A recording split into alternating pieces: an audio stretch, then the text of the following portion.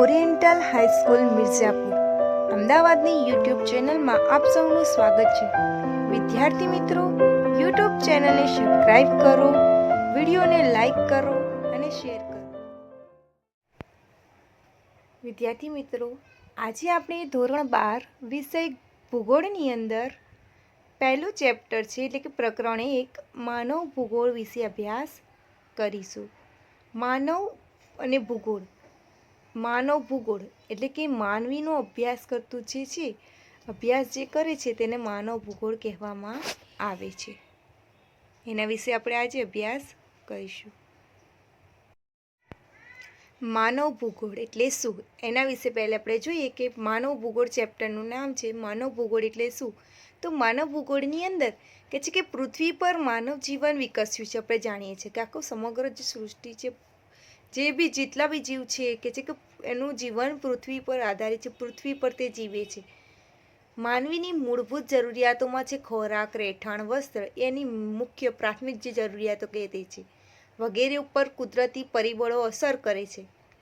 આમ માનવ અને કુદરતી પરિબળોની પરસ્પર થતી અસરોનો અભ્યાસ કરતી ભૂગોળને માનવ ભૂગોળ કહેવામાં આવે છે. એટલે ટૂંકમાં કહીએ કે માનવી જે પૃથ્વી પર રહે છે ને પૃથ્વી પર જે કુદરતી પરિબળો છે, જે ફૂલ, પત્તા, ઝાડ, પાંદડા, ઝરણા, બધી જે પ્રકૃતિ છે આસપાસ આપણા, એ બધા સાથે માનવી કેવી રીતે અનુકૂલન સાધે છે, પરસ્પર બંનેનો સંબંધ તપાસે છે, એના વિશે અભ્યાસ જે કરે છે એને માનવ ભૂગોળ કહેવામાં આવે છે.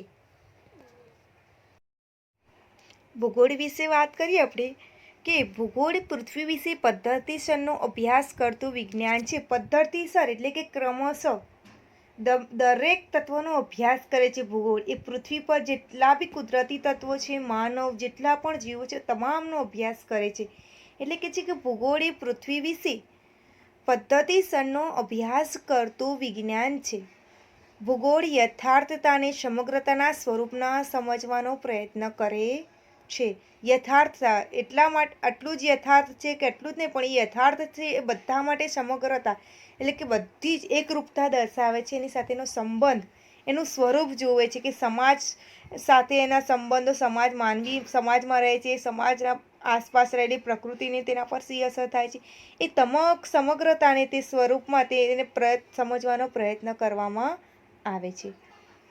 ભૂગોળનું જ્ઞાન બે અભિગમથી પ્રાપ્ત કરી શકે, એટલે કે બે રીતે: પદ્ધતિસર અભિગમને આધારે અને પ્રાદેશિક અભિગમને આધારે. આ ધ્યાન રાખજો કે ભૂગોળનું જ્ઞાન કઈ બે રીતે સમજવા માટે ઉપયોગી છે, કઈ બે પદ્ધતિથી આપણે સમજી શકીએ છીએ. તો કે પદ્ધતિસરનો અભિગમ છે અને એક પ્રાદેશિક અભિગમ છે. માનવ ભૂગોળ એ પદ્ધતિસર અભિગમની વિષય શાખા છે. આ એક વાક્યના પ્રશ્નની અંદર પૂછાય છે. આ પણ પૂછાય છે કે કઈ બે અભિગમો છે એને સમજવા માટે. પછી માનવ ભૂગોળ એ ખાલી જગ્યા અભિગમની વિશેષ શાખા છે. તો કે પદ્ધતિસરનું અથવા તો શું છે તો કે શાખા છે. કેવી છે? અભિગમની, પદ્ધતિસર અભિગમની વિષય શાખા છે માનવ ભૂગોળ. એટલે કે પદ્ધતિસર એટલે ક્રમથી, ક્રમબદ્ધ રીતે તે માનવીનો અભ્યાસ કરે છે અને માનવીની સાથે જે ભૂગોળિક તત્વ, જે પ્રાકૃતિક તત્વો છે તેનો પણ તે અભ્યાસ કરે છે. આ માનવ ભૂગોળમાં માનવી અને પ્રકૃતિ વચ્ચે સતત પરિવર્તનશીલ જોઈએ છે કે માનવમાં પણ ઘણા બધા પરિવર્તનો સાથે પ્રકૃતિ વચ્ચે જે પરિવર્તનો આવે છે, બંને વચ્ચેની પરિવર્તનમાં માનવી પ્રકૃતિ સાથે કેવું અનુકૂલન સાધે છે, પ્રક્રિયાઓથી જે સાંસ્કૃતિક લાક્ષણિકતાઓ ઉદ્ભવે છે તેનો અભ્યાસ કરવામાં આવે છે. સાંસ્કૃતિક લાક્ષણિકતાઓ એટલે કે આપણે જે સ્થળ અમુક જોઈએ છે કે પ્રાદેશિક જોવા મળે છે. આપણે કે છે અનેકતામાં એકતા. આપણા દેશમાં ઘણા બધા લોકો રહે છે, જુદી જુદી સંસ્કૃતિના લોકો રહે છે. એ જ્યાં જે સંસ્કૃતિ છે, જે પ્રકૃતિ છે તે પ્રમાણેનું માનવ જીવન પણ જોવા મળે છે. એને અભ્યાસ કરે છે માનવ ભૂગોળ કે સાંસ્કૃતિક રીતે પરિવર્તનશીલ પ્રકૃતિ વચ્ચે માનવી જુદી જુદી સંસ્કૃતિ જે અપનાવે છે, કેવી રીતે જીવન પસાર કરે છે, લોકો કઈ કઈ તરહના પહેરવેશ, રહેઠાણ, વસ્ત્ર, ખોરાક બધું જ સમગ્ર તેની અંદર આવી ગયું.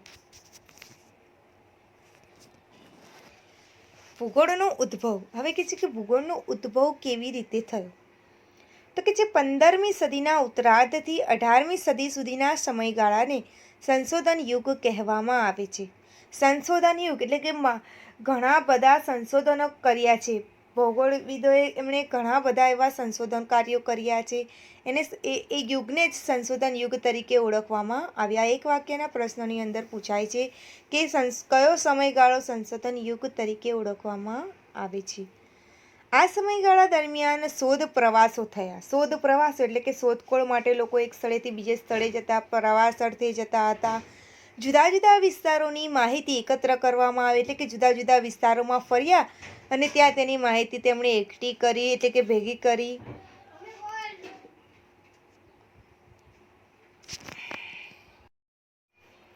જોઈએ કે ભૂગોળનો ઉદ્ભવ કેવી રીતે થયો. તો કે 15મી સદીના ઉત્તરાર્ધથી 18મી સદી સુધી સમયગાળાને સંશોધન યુગ કહેવામાં આવે છે. સંશોધન એટલે કે માનવી જે શોધખોળ કર્યો, જે સમયગાળામાં શોધખોળ કરવામાં આવી એ સમયગાળાને સંશોધન યુગ તરીકે ઓળખવામાં આવ્યો હતો.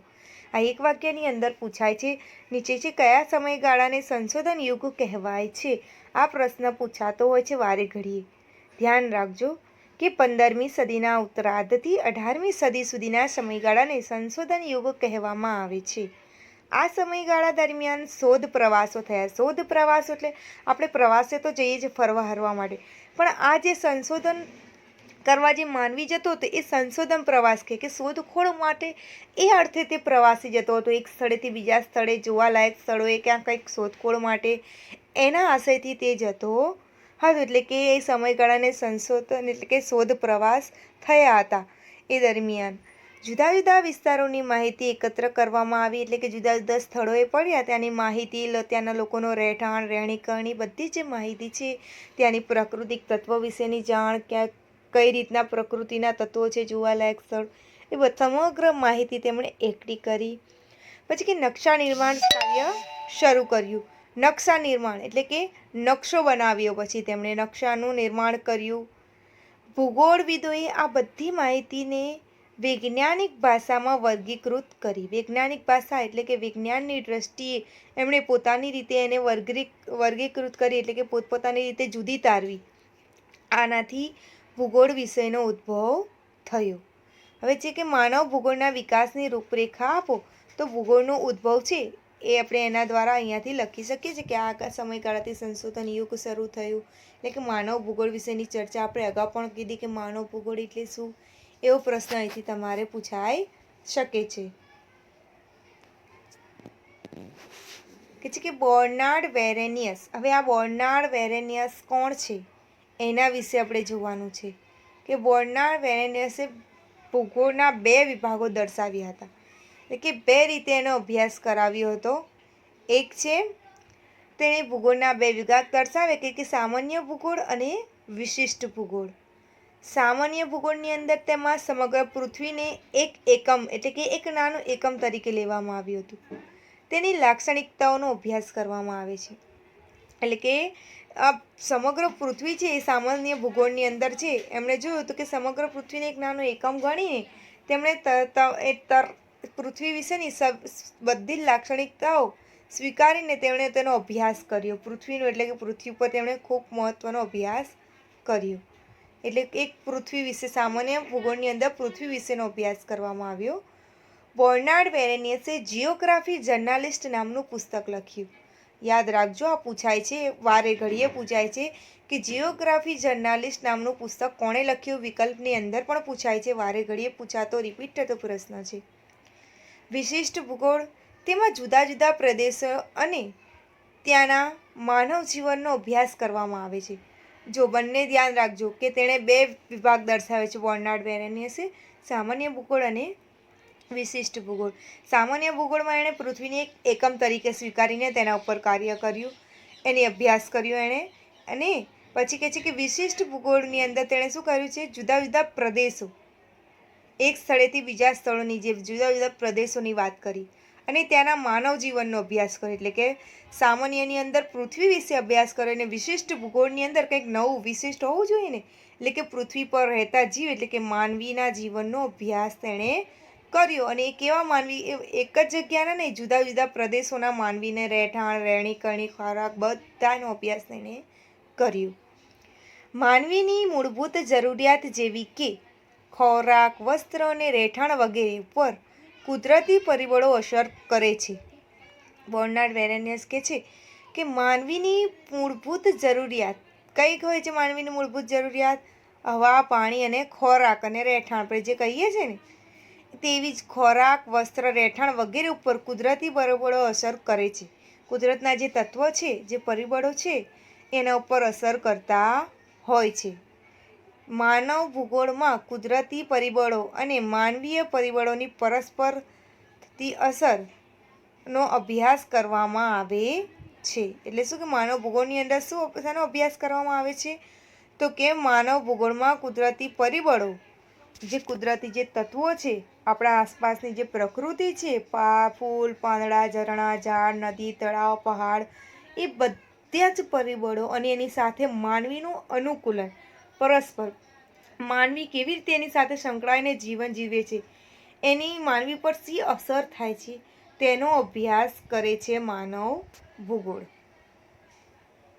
હવે માનવ ભૂગોળની વ્યાખ્યા આપો, આ તમારે પ્રશ્ન પૂછાતો હોય છે કે માનવ ભૂગોળ એટલે શું? આપણે આગળ જોયું, એને એમ પૂછે કે માનવ ભૂગોળની કોઈ એક વ્યાખ્યા આપો, અથવા તો કોઈ એક વ્યાખ્યાકારનું નામ લઈને કે ફેડરિક રેસલની વ્યાખ્યા આપો, પછી કે કુમારી એલન સી સેમ્પલની વ્યાખ્યા આપો.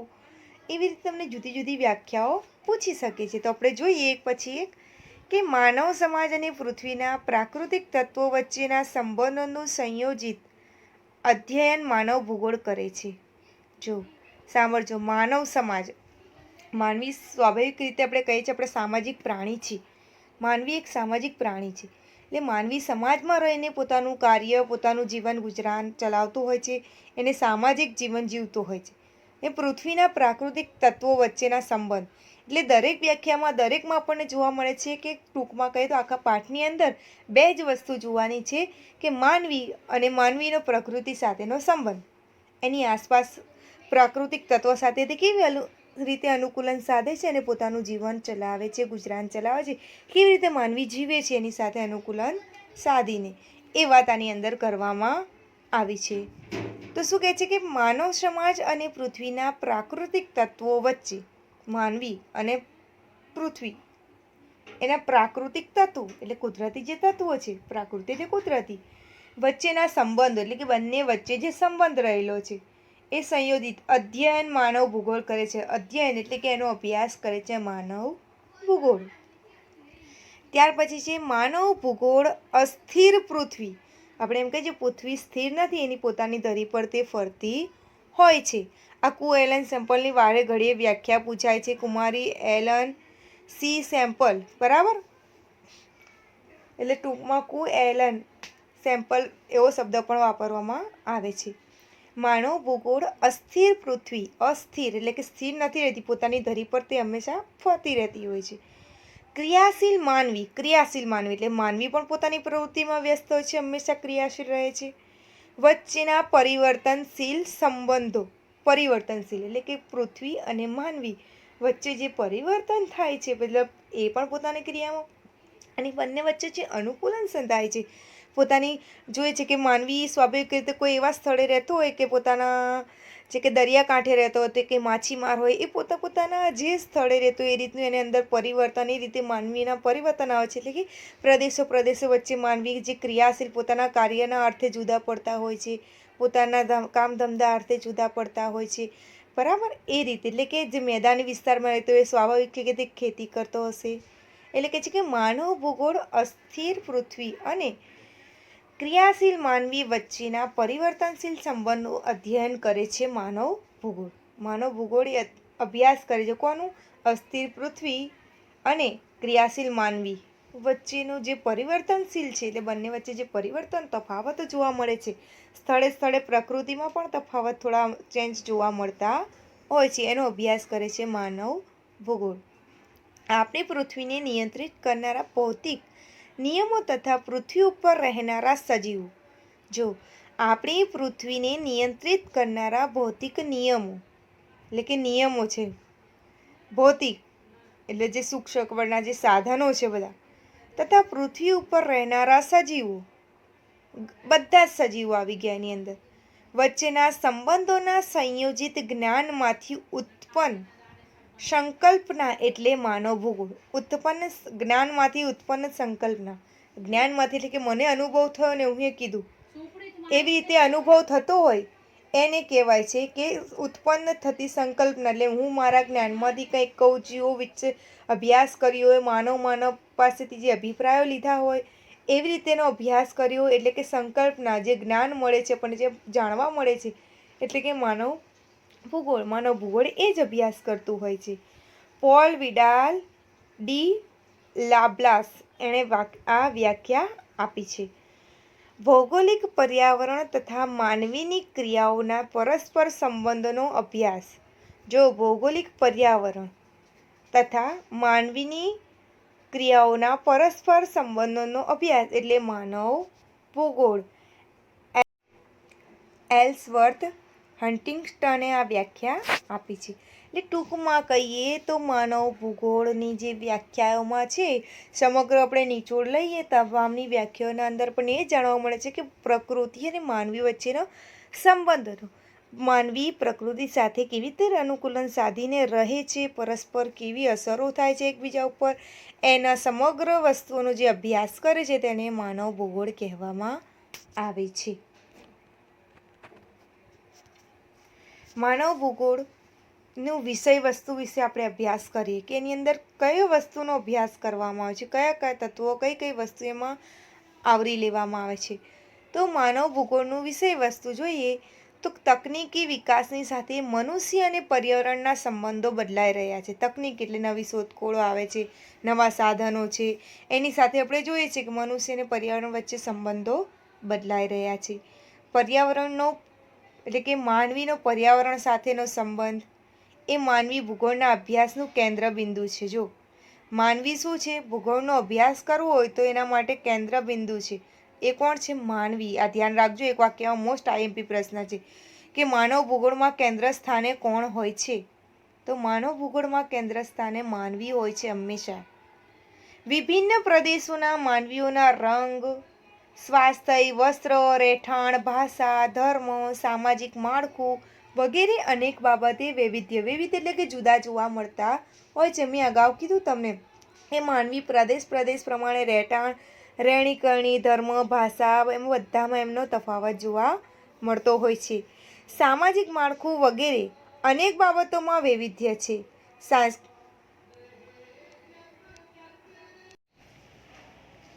સામાજિક માળખામાં અને વગેરે બાબતોમાં વૈવિધ્ય છે, પરંતુ જોઈએ સાથે સાથે સાંસ્કૃતિક વિભિન્નતાઓ. ઉત્તમ ઉદાહરણ યુએસએ અને ભારત જેવા બિન સાંપ્રદાયિક દેશોમાં જોવા મળે છે. જેમ કે અમેરિકાના ભૂગોળ ફ્રેન્ચ અને ટ્રેવાર્થે માનવ ભૂગોળના વિષય વસ્તુને ધ્યાનમાં લઈને તેના 2 વિભાગો પાડ્યા છે. કે છે કે દરેક રીતે વિભિન્નતાઓ જોવા મળે છે. રહેઠાણ છે, પહેરવેશ છે, રંગ, રૂપ, આકાર, કદ, વસ્ત્ર, સામાજિક માળખું વગેરેમાં વિભિન્નતા જોવા મળતી હોય છે. એવી રીતે વિભિન્નતાને આધારે 2 વિભાગ પાડવામાં આવ્યા છે. એમાં એક છે પ્રાકૃતિક પર્યાવરણ અને એક સાંસ્કૃતિક પર્યાવરણ. ધ્યાન રાખજો, અમેરિકન ભૂગોળવેત્તાએ ફ્રેન્ચ અને ટ્રેવાર્થાએ માનવ ભૂગોળના વિષય વસ્તુના કયા વિભાગો પાડ્યા છે? તો 2 વિભાગો પાડ્યા છે. પ્રાકૃતિક પર્યાવરણ છે અને એક સાંસ્કૃતિક. હવે પ્રાકૃતિક પર્યાવરણમાં શેનો સમાવેશ થાય? તો કે પ્રાકૃતિકમાં ભૂપૃષ્ઠ એટલે કે આપણી આજુબાજુમાં જે રહેલું છે તે પૃથ્વી, જમીનને લગતા જળ પ્રણાલી, જમીન, વનસ્પતિ, ખનિજો, આબોહવા વગેરે કુદરતી તત્વો એટલે કે જે કુદરતી તત્વો છે, જે કુદરત દ્વારા નિર્મિત જે તત્વો છે, આપણે પહાડો, ઝરણાઓ, નદી, તળાવો, જે સમગ્ર વસ્તુઓ એ તમામનો સમાવેશ છે. તમામમાં વૈવિધ્ય જોવા મળે છે. એમાં પ્રાકૃતિક પર્યાવરણમાં એનો સમાવેશ થાય છે. કઈ વસ્તુ? તો કે ભૂપૃષ્ઠ, જળ પ્રણાલી, જમીન, વનસ્પતિ, ખનિજો, આબોહવા વગેરે કુદરતી તત્વોનો સમાવેશ થાય છે. એવી જ રીતે સાંસ્કૃતિક પર્યાવરણ. હવે સાંસ્કૃતિક પર્યાવરણમાં શું આવશે? તો કે વસ્તી, વસાહતો, કૃષિ ઉદ્યોગ, પરિવહન, દૂરસંચાર, વ્યાપાર વગેરે માનવ સર્જિત બાબતોનો સમાવેશ થાય છે. માનવ સર્જિત પેલું છે પ્રાકૃતિકમાં કુદરતે નિર્મિત કરેલું, જ્યારે સાંસ્કૃતિકમાં છે એ માનવ સર્જિત હોય છે. એની અંદર આપણે જોઈએ છે દૂરસંચાર છે, વ્યાપાર છે, પરિવહન છે, ઉદ્યોગ છે, કૃષિ છે, વસાહતો, વસ્તી, આ જે વસ્તુ જે તમને હું કહી રહી છું મુદ્દા, એનો આજે સાંસ્કૃતિક પર્યાવરણમાં જે વસ્તુનો સમાવેશ થયો છે કે માનવ સર્જિત છે, એ બધાને તમારે અલગ અલગ એક ચેપ્ટર ભણવાના આગળ આવશે. એટલે ધ્યાન રાખજો. એટલે કે સાંસ્કૃતિક પર્યાવરણમાં કઈ કઈ વસ્તુનો સમાવેશ થાય છે અને પ્રાકૃતિક પર્યાવરણમાં કઈ કઈ વસ્તુનો સમાવેશ થાય છે.